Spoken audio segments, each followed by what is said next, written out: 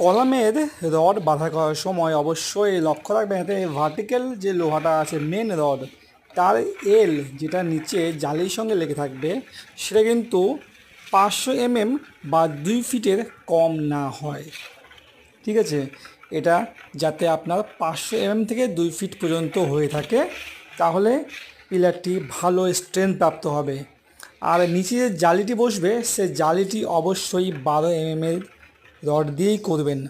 যদি একতলা হয় তাহলে 10 mm দিতে পারেন, কিন্তু সেক্ষেত্রেও 12 mm দিতে ভালো।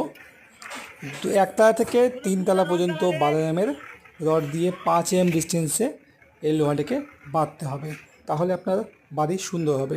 আর নিচে অবশ্যই মিনিমাম 40 mm কভার ব্লক আপনাকে লাগাতে হবে, যেমনটি এখানে লাগানো হয়েছে।